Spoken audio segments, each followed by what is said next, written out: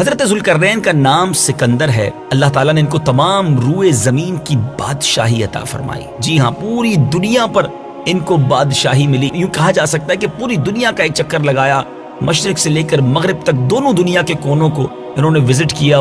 حضرت ذوالقرنین نے 3 سفر کیے اور ان 3 سفروں کا حال قرآن میں بیان ہوا ہے. جی ہاں، کیسی عظیم شخصیت ہیں کہ جن کے سفروں کے احوال قرآن میں بیان ہوئے. آئیے قرآن مجید سے ان تینوں اسفار کے، ان تینوں سفروں کے احوال سنتے ہیں. پہلا سفر، حضرت ذوالقرنین رضی اللہ تعالیٰ عنہ نے پرانی کتابوں میں پڑھا تھا کہ سام بن نوح علیہ السلام کے دور میں ایک شخص آب حیات کے چشمے سے پانی پی لے گا تو اس کو موت نہ آئے گی. اس لیے حضرت ذوالقرنین نے مغرب کا سفر کیا. آپ کے ساتھ حضرت خضر علیہ السلام بھی تھے. وہ تو یعنی حضرت خضر علیہ السلام تو آب حیات کے چشمے پر پہنچ گئے اور اس کا پانی بھی پی لیا، مگر حضرت ذوالقرنین کے مقدر میں نہیں تھا اور وہ آب حیات کے چشمے سے پانی پینے سے محروم ہو گئے. اس سفر میں آپ جانب مغرب روانہ ہوئے تو جہاں تک آبادی کا نام و نشان ہے وہ ساری منزلیں طے کر کے آپ ایک ایسے مقام پر پہنچے کہ انہیں سورج غروب کے وقت ایسا نظر آیا کہ ایک سیاہ چشمے میں ڈوب رہا ہے. جیسا کہ سمندری سفر کرنے والوں کو آفتاب سمندر کے پانی میں ڈوبتا ہوا نظر آتا ہے، وہاں ان کو ایک ایسی قوم ملی جو جانوروں کی کھال پہنے ہوئے تھی. اس کے سوا کوئی دوسرا لباس ان کے بدن پر نہیں تھا اور دریائی مردہ جانوروں کے سوا ان کی غذا کا کوئی دوسرا سامان نہ تھا. یہ قوم ناسک کہلاتی تھی. حضرت ذوالقرنین نے دیکھا کہ ان کے لشکر بے شمار ہیں اور یہ لوگ بہت ہی طاقتور اور جنگجو ہیں. تو حضرت ذوالقرنین نے ان لوگوں کی گرد اپنی فوجوں کا گھیرا ڈال کر ان لوگوں کو بے بس کر دیا. چنانچہ کچھ تو مشرف با ایمان ہو گئے اور کچھ آپ کی فوجوں کے ہاتھوں مقتول ہو گئے. دوسرا سفر، پھر آپ نے مشرق کا سفر اختیار کیا. ویسٹ کے بعد آپ نے ایسٹ کا، مغرب کے بعد آپ نے مشرق کا رخ اختیار کیا، یہاں تک کہ جب سورج طلوع ہونے کی جگہ پہنچے تو یہ دیکھا کہ وہاں ایک ایسی قوم ہے جن کے پاس کوئی عمارت اور مکانات نہیں ہے. ان لوگوں کا یہ حال ہے کہ سورج طلوع ہونے کے وقت یہ لوگ زمین کے غاروں میں چھپ جاتے اور سورج ڈھل جانے کے بعد غاروں سے نکل کر اپنی روزی کی تلاش میں نکل پڑتے. یہ لوگ قوم منسک کہلاتے تھے. حضرت ذوالقرنین نے ان لوگوں کے مقابلے میں بھی لشکر آرائی کی اور جو لوگ ایمان لائے ان کے ساتھ بہترین سلوک کیا اور جو اپنے کفر پر اڑے رہے انہیں تباہ و برباد کر دیا. اب باری ہے تیسرے سفر کی. پھر آپ نے شمال کی طرف سفر کیا، یہاں تک کہ 2 پہاڑوں کے درمیان میں پہنچے تو وہاں کی آبادی کی عجیب و غریب زبان تھی. جن لوگوں کے ساتھ اشاروں سے بمشکل بات کی جا سکتی تھی ان لوگوں نے حضرت ذوالقرنین سے یاجوج ماجوج کے مظالم کی شکایت کی اور آپ کی مدد کے طالب ہوئے. اب یاجوج ماجوج کون تھے؟ مدنی چینل کے ناظرین ذرا غور سے سنیے. یہ یافس بن نوح علیہ السلام کی اولاد میں سے ایک فسادی گروہ ہے اور ان لوگوں کی تعداد بہت ہی زیادہ ہے.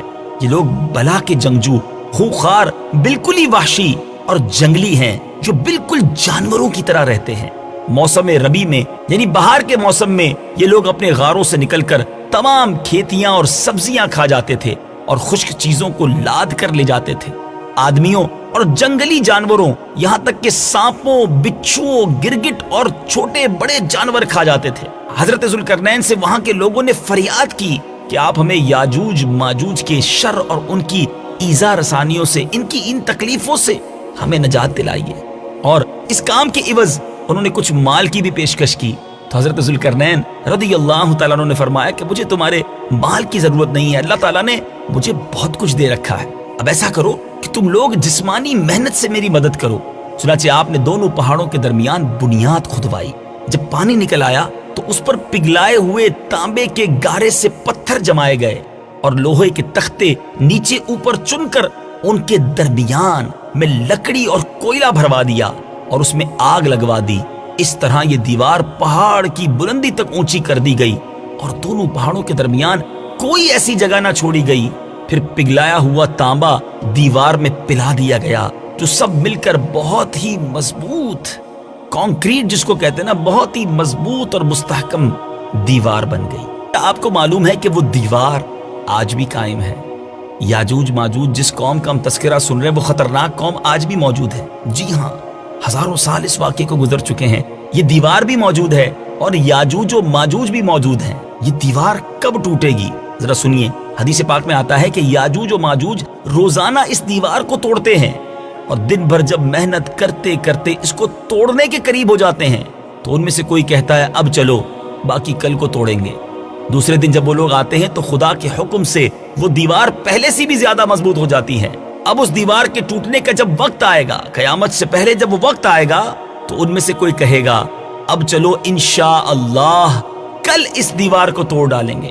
ان لوگوں کے انشاءاللہ کہنے کی برکت سے اور اس کلمے کا یہ ثمرہ ہوگا کہ دوسرے دن دیوار ٹوٹ جائے گی۔ قیامت قریب ہونے کا یہ وقت ہوگا، دیوار ٹوٹنے کے بعد یاجوج ماجوج باہر نکل پڑیں گے اور زمین میں ہر طرف فتنہ و فساد اور قتل و غارت گری کریں گے، چشموں اور تالابوں کا پانی پی ڈالیں گے اور جانوروں اور درختوں کو کھا ڈالیں گے۔